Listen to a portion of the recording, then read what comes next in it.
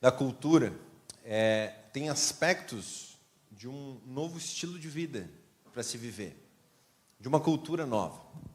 E é interessante quando a gente vai ver a igreja de Atos, que é a primeira igreja, a igreja que foi fundada por Jesus, eles começaram a viver uma coisa nova, uma coisa muito diferente, que a gente precisa de alguma forma copiar, que a gente precisa ver como um exemplo e tentar fazer igual. Então vamos lá, Atos 2:42. Fala assim, ó: eles se dedicavam ao ensino dos apóstolos e à comunhão, ao partir do pão e às orações. Todos estavam cheios de temor, e muitas maravilhas e sinais eram feitos pelos apóstolos, os que criam mantinham-se unidos e tinham tudo em comum. Até aqui. Gente, o que é uma cultura?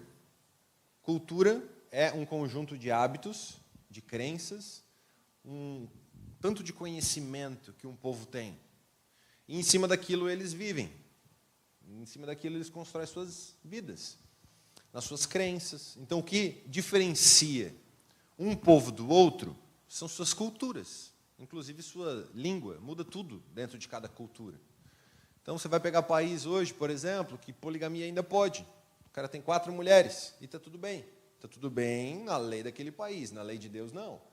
Mas na lei daquele país é uma cultura muito diferente.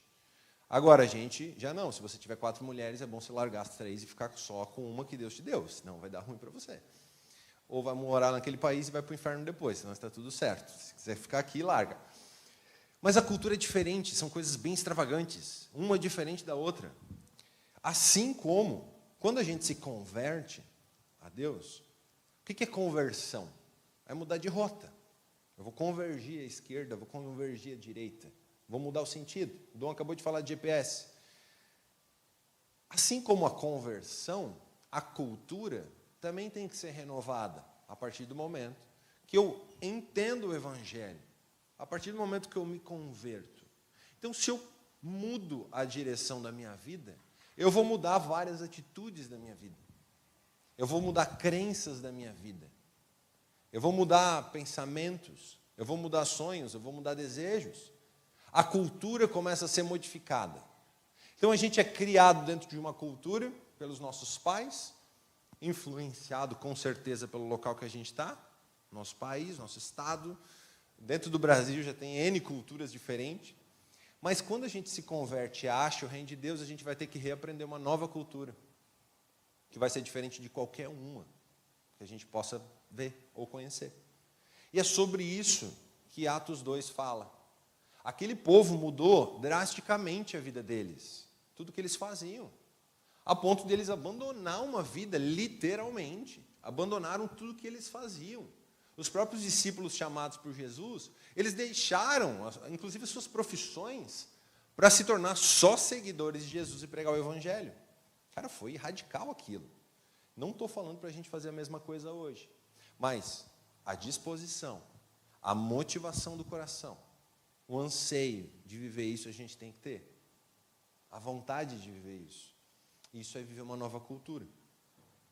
Então, se você é cristão, se você segue Jesus, se você está na igreja e ama a Deus, você precisa aprender, nós precisamos aprender que existe uma cultura nova para a gente viver. Então, no reino de Deus, as coisas podem mudar do que a gente aprendeu lá fora. Deixa eu te perguntar, qual que é a cultura que opera dentro da sua casa?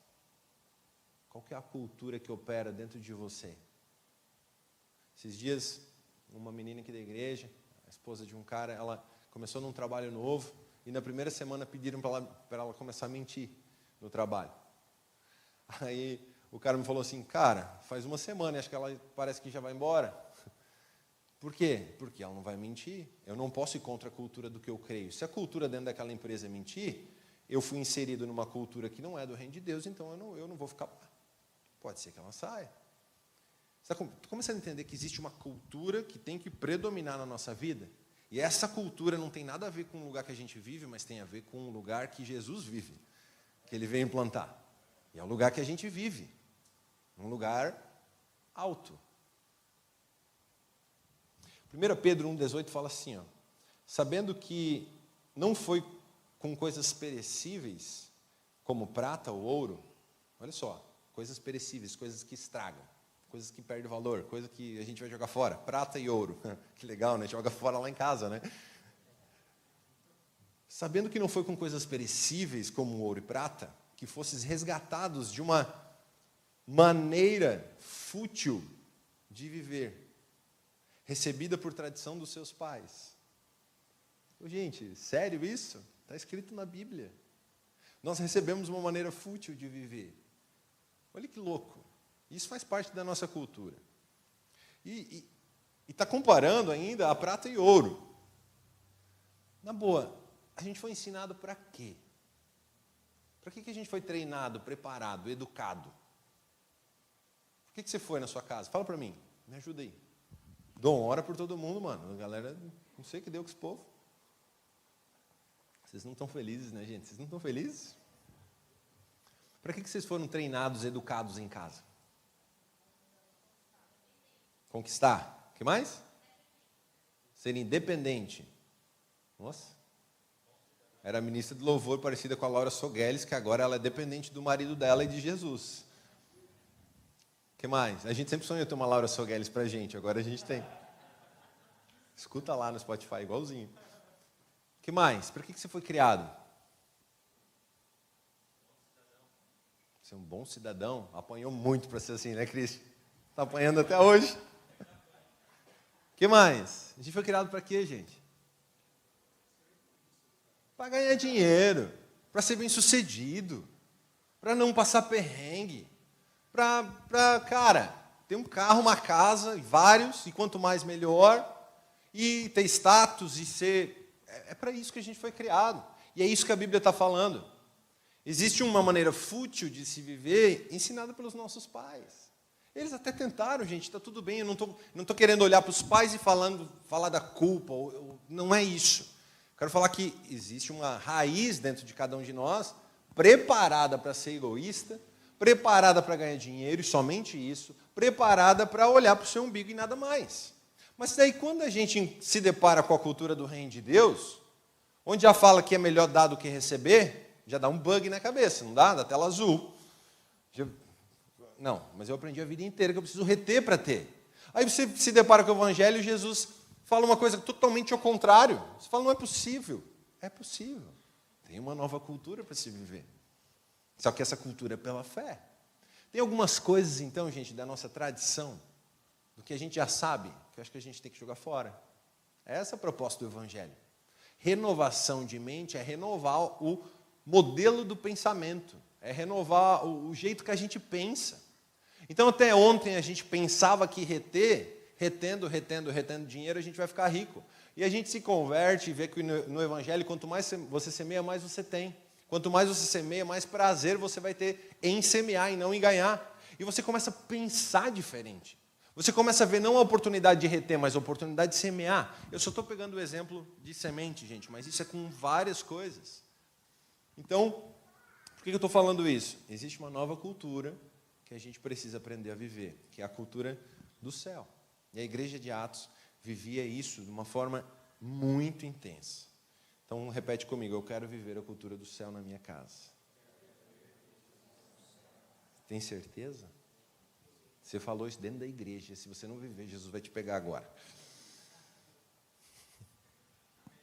Vocês têm que ficar mais felizes, gente.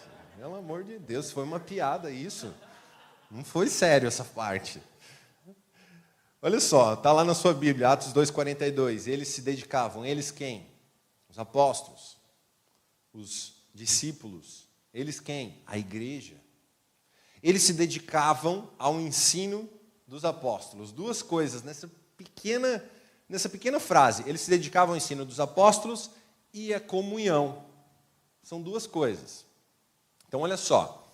Quando a Bíblia fala ensino dos apóstolos, o que ela está falando?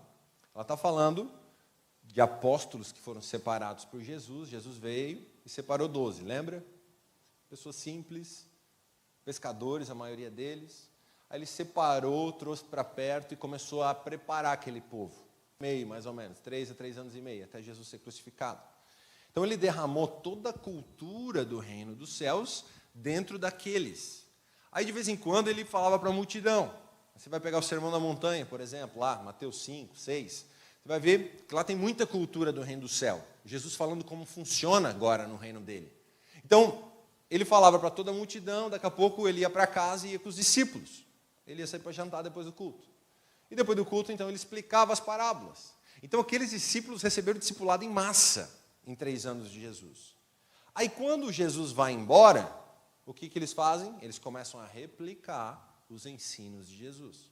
Por isso que está escrito aqui, que a igreja ela se dedicava ao ensino dos apóstolos, ao que os apóstolos replicavam do que eles aprenderam de Jesus. E o que eles aprenderam de Jesus? Uma nova cultura, novos ensinamentos, novas coisas, diferente do que eles já viveram, em todas as áreas da vida deles.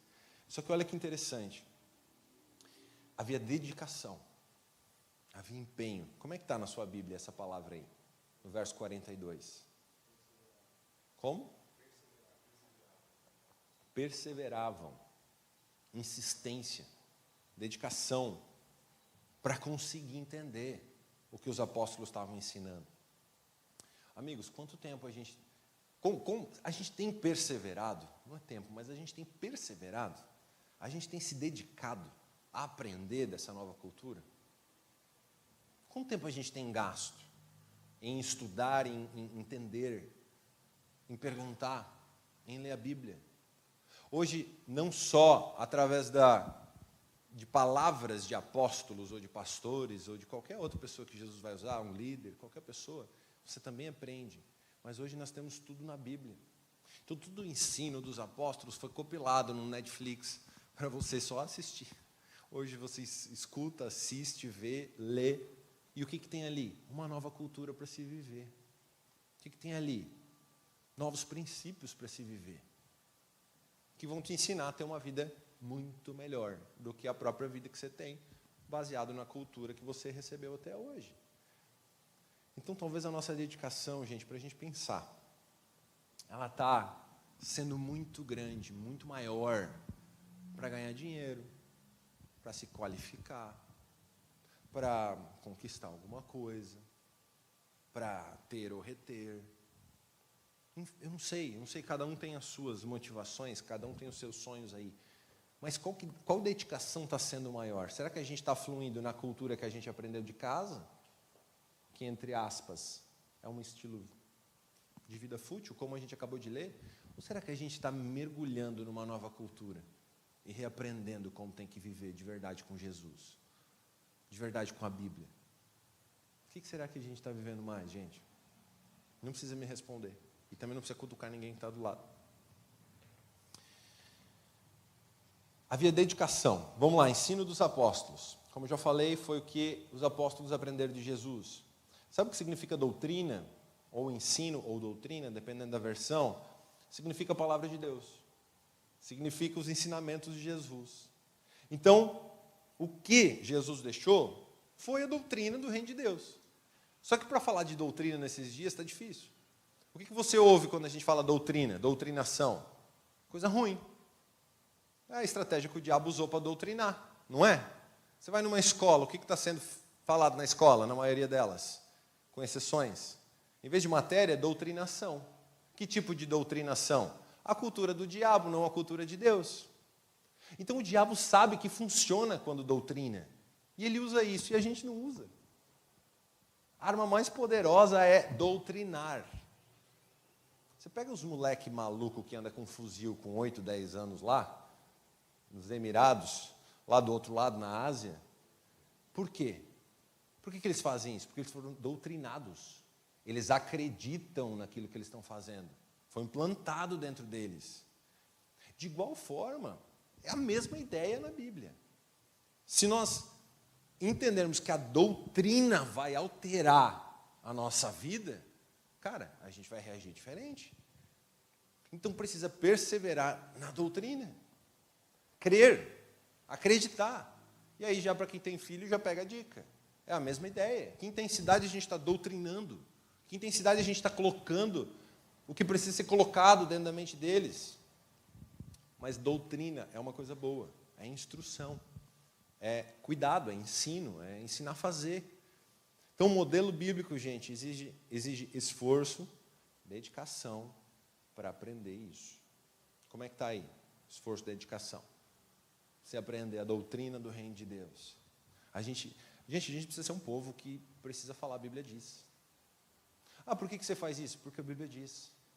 Por que você vai para a igreja todo domingo? Porque a Bíblia diz. Por que você dá dinheiro na igreja? Porque a Bíblia diz. Por que você é fiel? Porque a Bíblia diz. Por que você não trai? Porque a Bíblia diz para não trair. Por que você não peca? Porque a Bíblia diz que quem peca não ama Deus. Por quê? Porque a Bíblia diz. E como é que eu vou ter essas respostas? Sabia que o diabo usou a Bíblia também nas tentações contra Jesus? Você lembra disso? Ô Jesus, a Bíblia diz. Aí o que Jesus falava? A Bíblia diz também. Pega. Você pega um pedaço da Bíblia para me pegar? Ô, gente, é o que acontece com a gente até hoje. O diabo continua tentando todos nós. Sorrateiramente ele vem assim, a Bíblia diz. Fala, a Bíblia diz o completo, não só esse pedaço que você está falando aqui no meu ouvido. Tem pastores que dizem a Bíblia diz, e a gente vai ter que responder, cara, mas a Bíblia também diz isso. Fica esperto. Só que, o que nos livra disso, gente? Dessas doutrinações erradas. Se tem a doutrina verdadeira, tem a errada. O conhecimento, a profundidade, perseverar no ensinamento dos apóstolos, perseverar no que a gente tem como evangelho. Vamos lá, gente. Você está feliz? A Bíblia diz. A maior doutrinação vence. Se você doutrinar você mesmo com o lado esquerdo vai vencer. Se você doutrinar com o lado direito vence. Se você doutrinar com a Bíblia vence. Se você doutrinar com qualquer outra coisa, as outras coisas vencem. Qual que é a doutrinação que vai vencer na sua vida, irmão? E pense isso em todas as áreas da sua vida. Gente, a igreja de Atos, ela se preocupava em fundamentar todos que se convertiam, todos que aceitavam Jesus na doutrina. Tinha muito discipulado. Você está fazendo discipulado com alguém? Você está procurando alguém e fala, cara, me ensina um pouco mais sobre isso aqui. Eu quero aprender. Esses dias o Gil veio me falar, agora eu vou começar discipulado, cara, vou aprender tudo. Falei, mano, eu estou tentando até hoje também, irmão.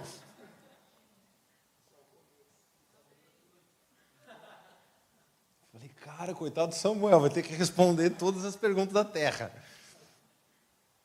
Mas, cara, precisa ter fome. Gente, é verdade. Por que a gente fica na superfície quando se trata do Evangelho?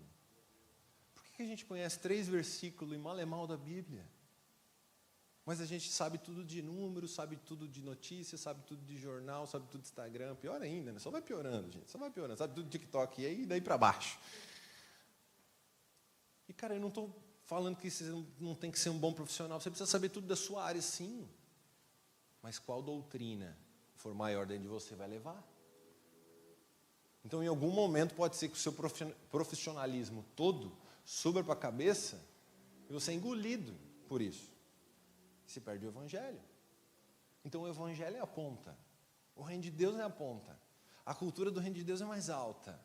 É ela que rege, é ela que governa. Então, nós precisamos nos aprofundar nisso, amigos. Mateus 4, 23 fala assim, ó, Jesus percorreu toda a região da Galileia, ensinando nas sinagogas, pregando o evangelho do reino e curando todas as enfermidades e doenças no meio do povo. Jesus deu a vida dele para ensinar 12. E os 12 ensinaram 70, os 70 ensinaram 120, os 120 ensinaram 5.000 e aí a gente está aqui hoje. Cara, Jesus foi enviado por Deus para morrer por nós, pagar o preço do pecado, vírgula, ensinar uma nova cultura. Jesus deu a vida dele por isso. E o privilégio que a gente tem é de abrir a nossa Bíblia lá, Mateus. Aí quando a gente começa a abrir, relato de Mateus, cara, ele começa a contar tudo que Jesus fez, cara. Ele começa a contar tudo que Jesus falou. Ele começa a contar todas as histórias, todas as curas, os milagres. Ele começa falando assim, o reino de Deus é como? Ô, gente, olha o privilégio da gente poder ler a Bíblia e ver nela, o reino de Deus é como? Fala, cara, você começa a ver o outro lado a partir dessas letras. Você começa a ver como é que é o reino de Deus e tudo que a gente quer viver. Mas se a Bíblia estiver fechada, irmão, você não consegue ver o outro lado. Então abre e começa a ver o reino de Deus é como? O reino de Deus é assim, a cultura do reino de Deus é assado. Se eu quero fazer isso, mas o que o reino de Deus fala? O que Jesus fala sobre isso? Ô, gente, essa tem que ser a nossa fome, vamos lá. É sério, igreja não é isso aqui. Igreja não é um culto. Não, a igreja é mergulhar dentro de uma nova cultura do reino de Deus. Se bater em alguém bater em você, esbarrar em você, você não vai bater em ninguém, né? Quando alguém esbarrar em você, tem que sair isso. Tem que sair o outro lado. Sabia que essa ignorância aí limita a gente? E quando é ignorância, a ignorância de não ter conhecimento. Se a gente não tem conhecimento, a gente perece. Oséias fala isso, a gente estraga. Então a falta de conhecer a Bíblia deixa a gente refém. Deixa a gente naqueles textos de não toque, não faça. Isso é muito sério, gente. Colossenses 2:20. Já que vocês morreram com Cristo para os princípios elementares desse mundo, presta atenção. Porque, como se ainda pertencesse a um mundo, vocês se submetem a regras. Regras como: não manuseie, não prove, não toque. Todas essas coisas estão destinadas a perecer pelo uso, pois se baseiam em mandamentos e ensinos humanos. Tais mandamentos, eles só têm aparência de sabedoria, com sua pretensa religiosidade, falsa humildade e severidade contra o corpo, mas não tem valor algum para refrear os impulsos da carne. O que esse texto está falando? Daqueles que ficam na superfície, daqueles que conhecem 3 versos da Bíblia. E aí, a gente fica com um monte de regra de crente. Ah, irmão, lá você não pode ir. Ah, isso aqui você não pode tocar. Não, isso aqui você não pode escutar. Meu Deus, música do mundo, meu Deus do céu. Ah, não, você não pode tomar um vinho. Meu Deus, contamina, você vai morrer.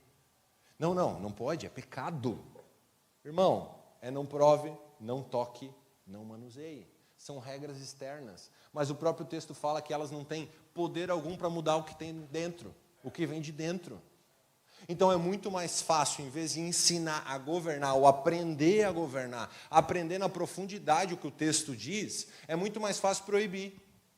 Então eu proíbo. Não, tiro de você, beleza, então você fica medíocre. Fica ignorante.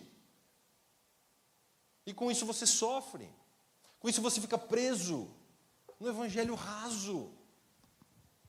Agora o verdadeiro liberta. O verdadeiro é: todas as coisas são lícitas, mas nem tudo me convém. Eu posso todas as coisas, mas por amor a Jesus eu não estou querendo não.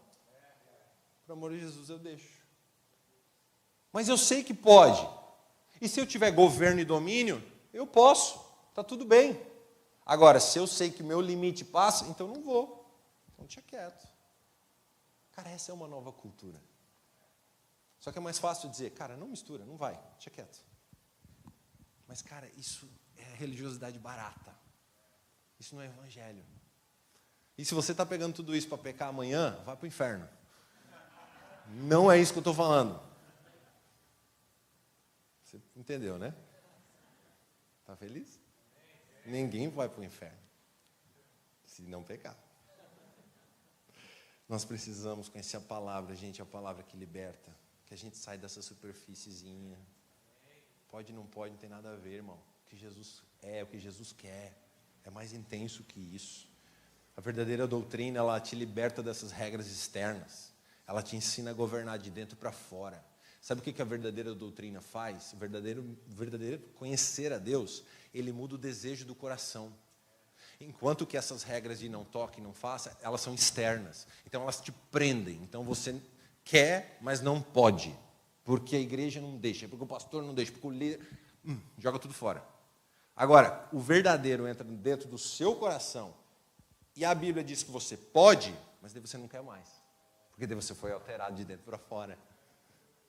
Aí está tudo disponível, tudo é lícito, mas não convém. Esse é o verdadeiro evangelho. Agora, se eu paro na beirola, nada pode. Ô, gente, isso vale 100 pila no Pix para cada um, essa mensagem, pelo amor de Deus. Você nunca mais vai ser raso na sua vida com essas coisas. Faz para a igreja aí o Pix.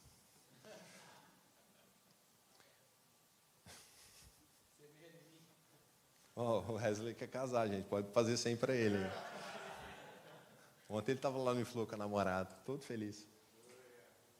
Cadê o Lucas? Mano, ficou com a namorada até no culto, velho.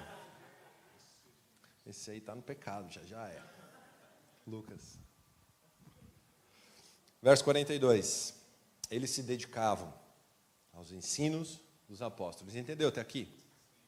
Mas o que continua o texto?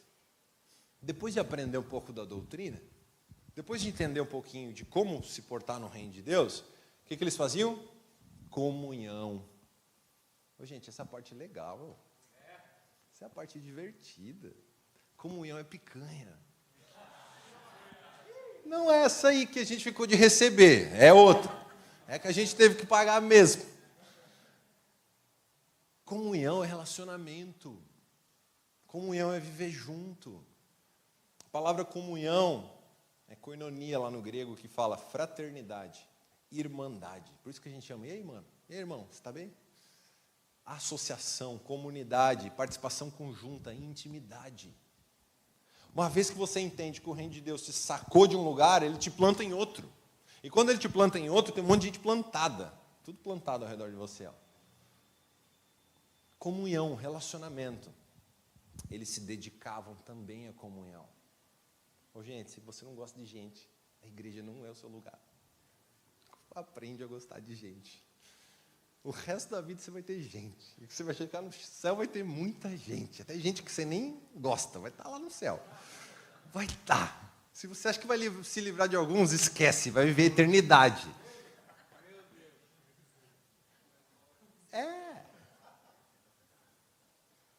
Alguns maridos, talvez nem a mulher vai aguentar tanto assim. Nossa.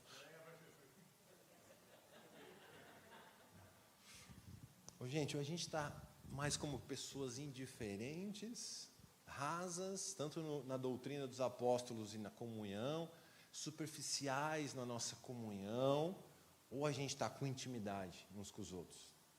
Ou a gente está vivendo em profundidade uns com os outros, sendo intencionais, atento à necessidade um do outro. Você é uma ilha ou você é um continente? Como é que a gente está vivendo, gente?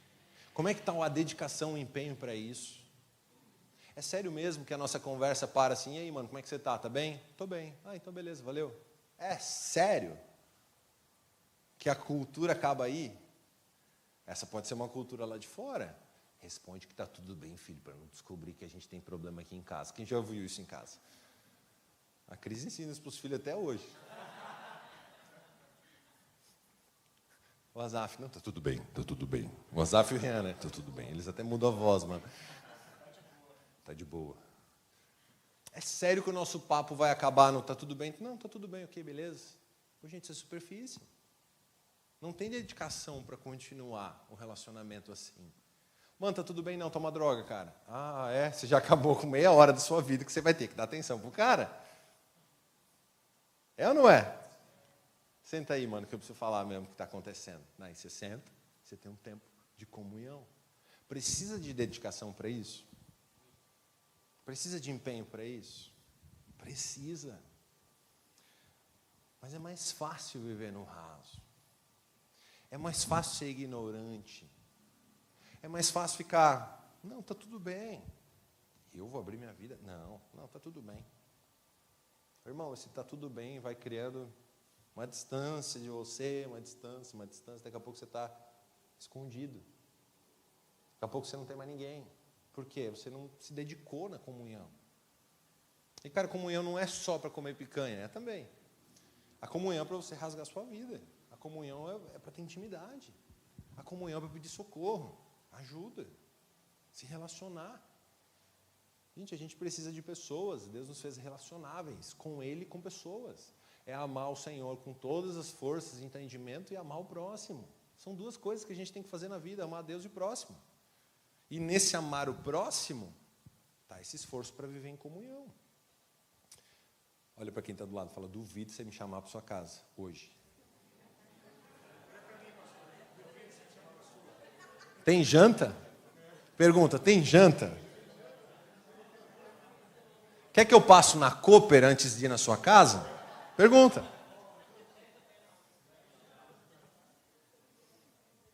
Sobrou feijão? Falando em feijoada, a gente está providenciando uma para o time, né, Galo?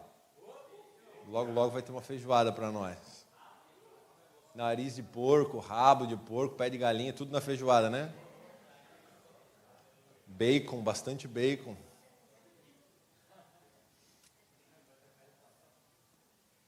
Gente, é mais fácil viver desunião. É mais fácil viver isolado. É mais fácil andar com isso rompido. É mais fácil. Exige mais esforço para andar aberto. Exige mais esforço para a gente viver juntos. Você tem comunhão com quem? Quantos amigos hoje você tem que você pode contar? Quantos você pode ligar agora e falar, mano, não consegui pagar a conta de energia. Me ajuda. Mano, eu estou mal. Eu só preciso chorar. Você tem alguém? Quantas pessoas realmente vivem em comunhão com você, que olha para você e fala assim, você não está bem, né? Você tem. Irmão, se você não tem, você não está vivendo em comunhão. Eu falo isso em amor para você. Você tem que sair desse lugar e viver em comunhão com a igreja. A cultura da igreja de Atos, eles tinham tudo em comum. Eles estavam compartilhando todas as coisas. Eles viviam todos os dias juntos, de refeição em refeição, orando uns pelos outros, evangelizando, vivendo junto. Irmãos, por que a gente não está vivendo junto? O dia que Jesus falou da poema para a gente, eu e a Su nos olhamos assim e falou, já era, né? Vamos largar a nossa vida e vamos ver a igreja, vamos comer na casa dos irmãos se tudo der errado. Aí daqui a pouco Jesus chamou o Rogério e a Alice. Aí eles olharam para a gente e falaram, já era, né? Se der errado a gente come na casa de vocês. Aí daqui a pouco chamou o Ivan e a Dai, daí nós 6 se olhavam assim, gente, não tem mais comida nas nossas casas, nós vamos ter que comer na casa de todo mundo se der tudo errado. Cara, é uma brincadeira, mas é verdade. É sobre essa comunhão, é sobre as necessidades compartilhadas, é sobre um amar o outro de verdade. Cara, não existe essa família lá fora. Alguns vivem em níveis disso numa família biológica, com pai, mãe, irmãos. Ok, está tudo bem. Mas Jesus tem uma coisa mais profunda que se chama igreja. Eu sempre falo isso, cara, o sangue que nos une como família biológica é um sangue biológico, é um sangue realmente. Mas o sangue que nos une como família espiritual é o sangue de quem? De Jesus. Qual tem mais poder? Quando a Bíblia fala que a gente encontra amigos mais chegados que irmãos, ela está falando realmente que a gente acha amigos mais chegados que irmãos, porque o nosso vínculo é selado pelo sangue de Jesus. O sangue de Jesus é muito poderoso.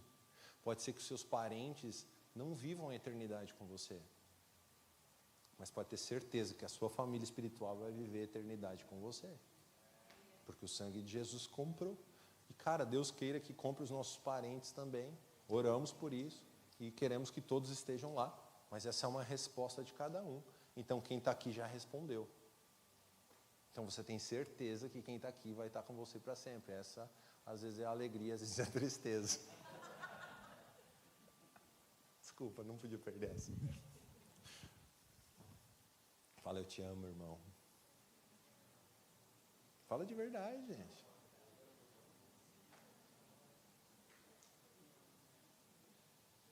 Viver em unidade é treta, irmão. É briga, desentendimento, é grande família. Quem assistia isso na Globo? Haja domínio próprio.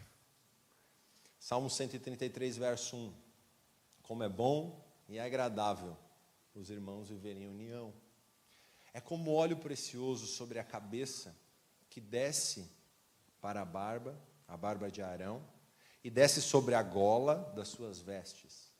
É como o orvalho do Hermon que desce sobre as montanhas de Sião. Ali o Senhor ordena a bênção e vive para sempre. O que esse texto está falando? É bom e agradável que os irmãos vivam em união. Aí ela fala de um princípio de ordem espiritual, é de cima para baixo. O óleo é derramado sobre a cabeça, ele escorre para a barba, ele escorre a gola e todos recebem. Então, gente, se nós como igreja não entendermos que a gente tem que viver em união, entender que essa união é agradável e viver junto, ninguém vai viver. Isso começa entre nós. E a maior bandeira da igreja de Atos, daquela cultura, era, todo mundo olhava de fora e falava, cara, como esses caras se amam. Meu Deus, velho, eles vendem tudo que tem e pagam uma necessidade do outro. Cara, o que eles acharam de tão precioso para largar sua própria vida e seguir uma nova vida? Que fé é essa? Meu Deus, como essa galera cuida um do outro.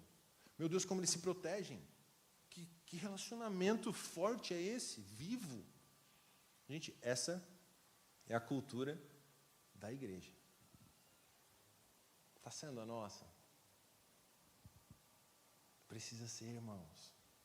A galera precisa olhar para a gente e falar, uau, que culto de domingo, misericórdia. A galera tem que olhar para a gente e falar, cara, esses retardados estão sempre juntos. Você já viu eles tentando pagar uma conta no restaurante? Eles brigam. Quem sabe lutar já dá um golpe no cara. O cara, água, não vou pagar não. Você já presenciou semeadura assim, gente? Você tem que conhecer um poemeiro de verdade então, gente. Vamos lá. Esses caras estão sempre juntos, eles andam em bando. Hoje, gente, se a gente quer crescer um restaurante, a gente abençoa os caras, porque vai todo mundo junto. Se a gente quer quebrar um, a gente quebra também, entendeu? Ninguém mais vai, a gente fecha acordo. Cara, é sobre isso. Se tem alguém passando necessidade no nosso meio, está passando porque quer. Porque a gente é uma família espiritual e nós vamos suprir uns a necessidade do outro. Às vezes a gente vai falar, vai trabalhar, vagabundo, mas a gente vai suprir. Aí a gente vai te ensinar a governar todas as coisas também. Igreja não é assistencialismo. Espírita faz muito melhor que a gente tudo isso, e glória a Deus por isso. A gente até ajuda. Mas se o filho pródigo lá, que estava desejando a comida dos porcos, achasse um assistencialista no meio do caminho, uma boa igreja evangélica que desse um sacolão para ele, ele nunca teria voltado para a casa do pai dele. Então não é assistência, gente. É o verdadeiro amor, é o verdadeiro evangelho. E o verdadeiro evangelho confronta. Chuta na bunda. Fala, ó, vai, cara. Então, até para semear, você tem que orar a Deus, tem uma direção. Mas isso é uma família que faz. Está feliz agora? Vai trabalhar, vagabundo. A Su fica louca comigo quando eu falo essas coisas. Olha só, um pouco mais para frente, a gente está em Atos 2, Atos 4, mesma ideia acontecendo. Olha que forte isso aqui, gente. Saltou os olhos esse texto hoje para mim. Da multidão dos que creram, não é 5 gatos pingados. A primeira pregação de Pedro, 5.000 pessoas se converteram. Já tinha uma galera. Aí o texto fala, da multidão dos que creram, era um coração e uma alma. Um coração e uma alma. Ninguém considerava exclusivamente sua nem uma das coisas que possuía. Tudo, porém, lhes era comum. Não estou falando de você vender tudo e dar tudo para a igreja. Não é isso. Receta esse entendimento. Mas, cara, ter um coração, ter uma alma, é ter o mesmo sentimento, ter o mesmo desejo. É um corpo só, isso é a igreja. Não tem fatias, é uma coisa só, é uma pizza que não está cortada, irmão. Na hora que você corta, você parte, não é isso. Então, o grande desafio, e cara, o grande desafio da nossa vida é chegar nisso aqui. Talvez, um dia a gente chegue a esse entendimento de ter tudo em comum. Talvez a igreja ainda está longe disso. Bate a perseguição para ver se a gente não tem tudo em comum. Começa a matar cristão aqui, lá, ver se a gente não vai se tocar tudo num lugar e falar, mano, chega aí, tem comida. É ou não é? Talvez um dia a gente vive isso aqui na plenitude. Mas, cara, a disposição, isso aqui é meu, Jesus me deu. Mas se Jesus quer dar para outro, eu dou para outro. Isso não é meu para sempre. Isso é temporário. Assim é com a minha grana. Assim são com os meus dons. Os dons que Deus nos deu, presente que Deus nos deu, dom significa presente, não é para você, é para os outros. Então, quem dera todas as coisas que você tem. Está vendo como a nossa cultura, a nossa sociedade está tão distante do Evangelho? De verdade, se a gente vivesse isso aqui, que poderoso seria. Isso é um desafio para todos nós, gente. Eu me incluo nisso. Às vezes a gente se apega a tantas coisinhas. Às vezes a gente quer tantas coisas e quando vê está cheio e fala, nossa, isso aqui não vale nada. É ou não é? Por isso que a cultura da semente, a cultura de generosidade, ela nos ensina a viver a igreja. Ela nos ensina a amar a comunhão, a abençoar. Então pratique mais isso. Verso 42, eu acho que eu estou quase no final. Eles se dedicavam ao ensino dos apóstolos e à comunhão. Aí continua, ao partir do pão e as orações. Pode ser ao partir da picanha, do entrecô. Né, Gil? O que mais? A gente atualiza essa parte do pão aqui, né? A partir do jantar, a partir do almoço, a partir do café, a partir do choro, a partir da tristeza, a partir da alegria. Pô, fala sério, você tem alguém para ligar quando você ganhar na Mega Sena e dizer assim, irmão, ganhei na Mega Sena? Mano, se alguém respondesse, ia pegar que você joga, né? Esse só foi um teste. Todo mundo ficou esperto agora, né? Seus ligeiros. Agora, você teria alguém para contar assim, cara, fui contemplado. Ou você tem medo de alguém já pedir emprestado? Você tem um amigo de verdade? Vai celebrar com você? Ou não? A gente vive em comunhão. Assim como a gente tem que ter um amigo que a gente vai ligar e falar, mano, eu tô mal, ora por mim. Bateu a deprê aqui. A gente tem que ter outro amigo que a gente vai ligar. Mano, tô bem, tô feliz, ganhei um aumento, quero semear um churrasco, chega aqui em casa. A gente chora e celebra. Isso é viver comunhão. É na mesma fé, é no mesmo entendimento. A gente está caminhando para o mesmo lugar. Vamos lá, igreja. Bora. Bora de verdade. Olha para o lado e fala, me leva para jantar.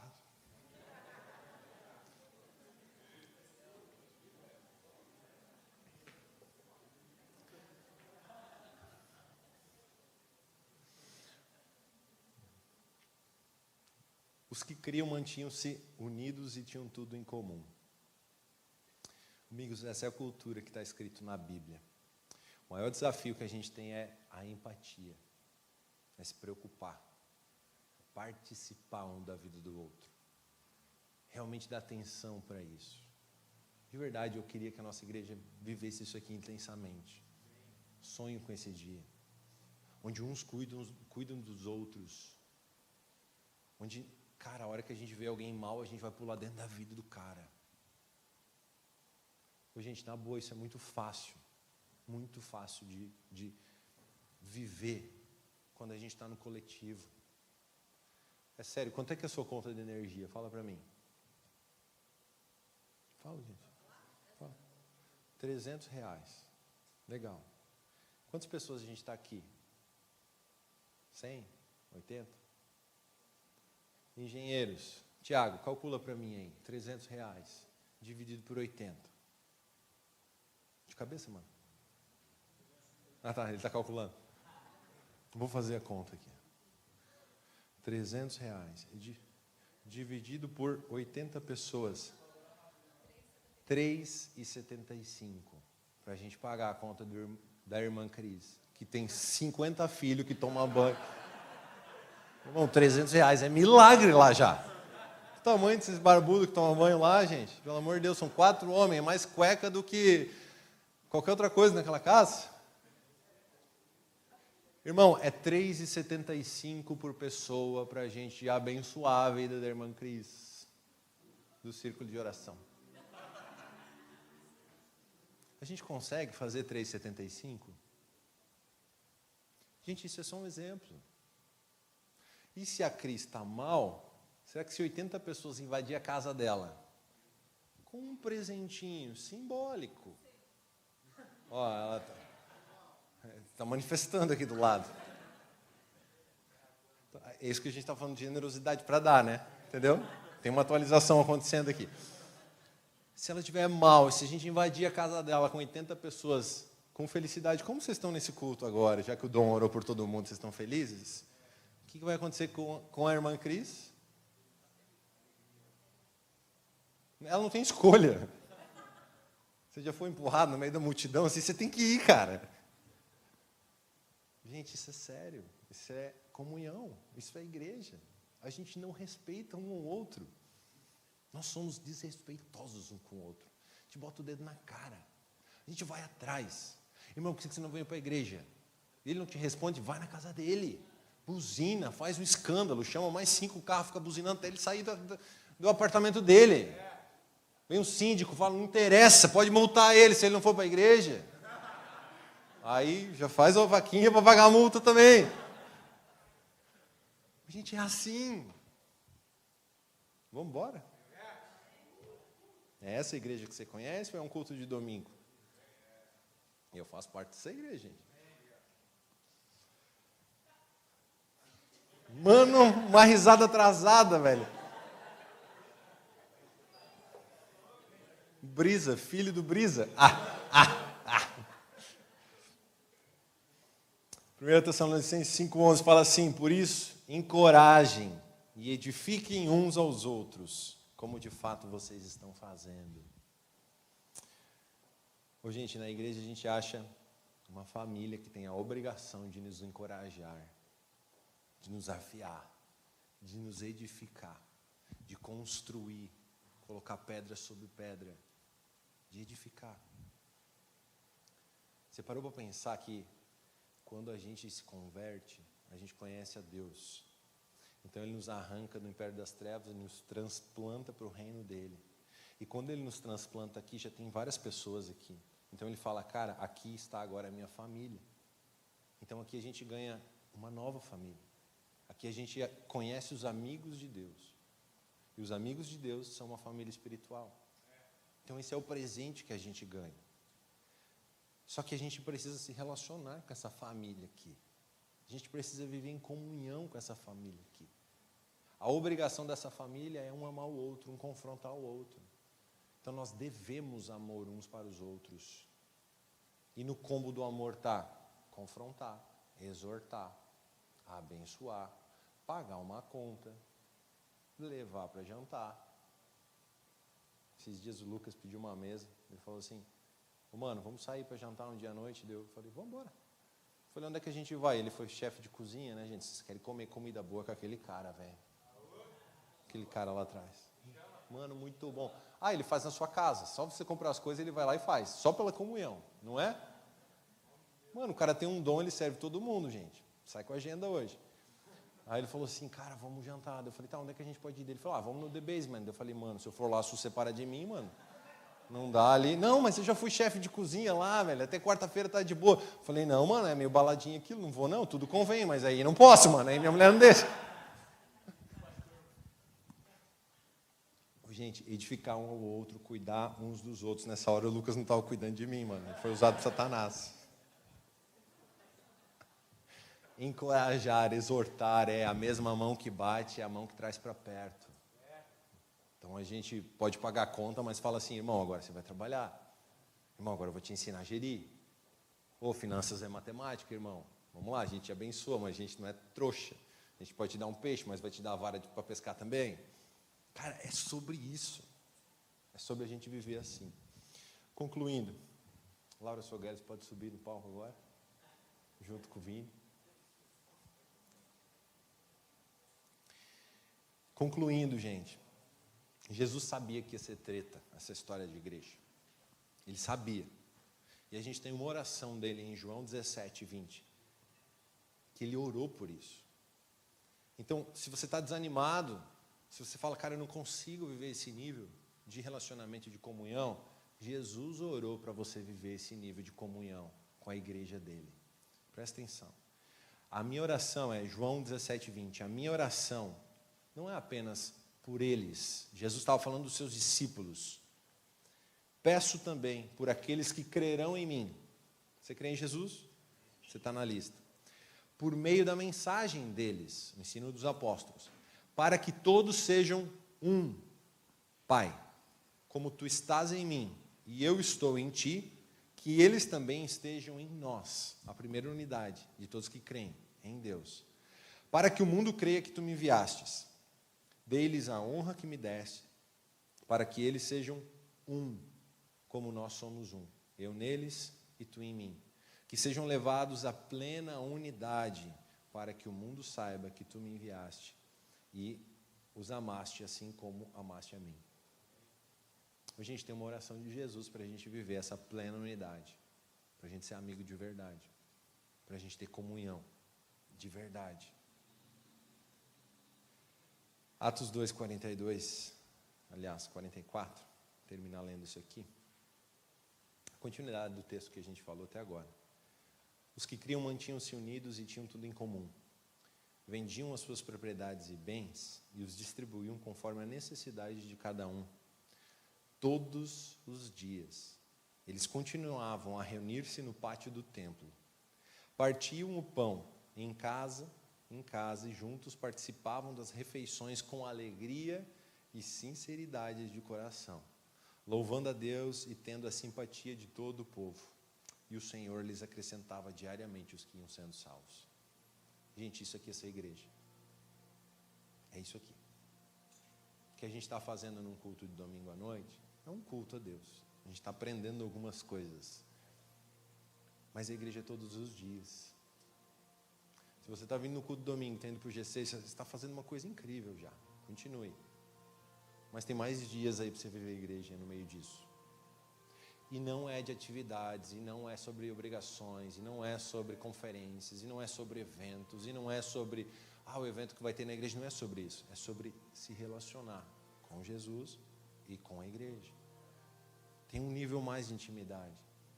Todos os dias eles se reuniam no pátio do templo, cara. Todos os dias eles partilhavam o pão. Todos os dias eles tomavam café. Todos os dias eles jantavam juntos. Todos os dias eles almoçavam. Gente, a gente precisa viver isso. Eu sei, eu entendo. Eu não estou chamando você para ser Vadil Church a partir de hoje. Não é isso. Você tem seu trabalho, você tem suas obrigações, sim. Mas não viva só para isso. Você foi chamado para ser igreja. Você foi chamado para se relacionar. Você foi chamado para amar pessoas. Você foi chamado para ser amado. Você foi chamado para viver isso.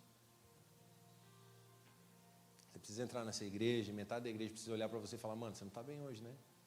As pessoas precisam te conhecer. Você precisa conhecer as pessoas. Não basta os seus problemas, tem de todos os nossos para você resolver.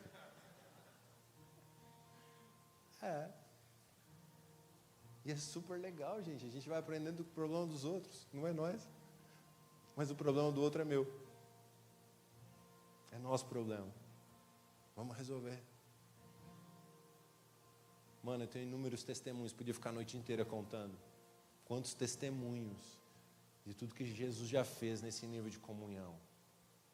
É muito incrível viver esse lugar, gente. É muito poderoso ser amado pela igreja de Jesus. É muito poderoso você ter irmãos.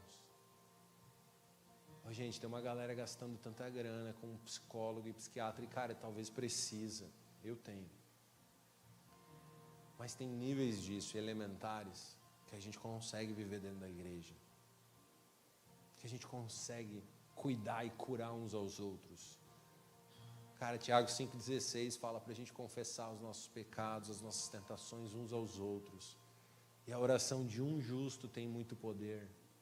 Você parou para pensar que pode ser a oração de um justo. E um justo é alguém que foi justificado por Deus. Nós fomos justificados por Deus. Então é a oração de alguém da igreja por você. Pode curar você. Mas se a nossa resposta continuar sendo sim, mano, está tudo bem, pode ser que ele nunca vai orar pela gente. Mas a hora que você tiver coragem para responder falando, cara, não está bem, a casa não está boa, a conta não está boa, as coisas não estão legais, minha mente não está legal, meu relacionamento não está legal. Talvez a pessoa que vai olhar para você vai falar assim, ela não vai ter muito o que acrescentar, te ensinando alguma coisa, mas ela vai poder falar para você, posso orar por você. E nessa oração Deus pode curar.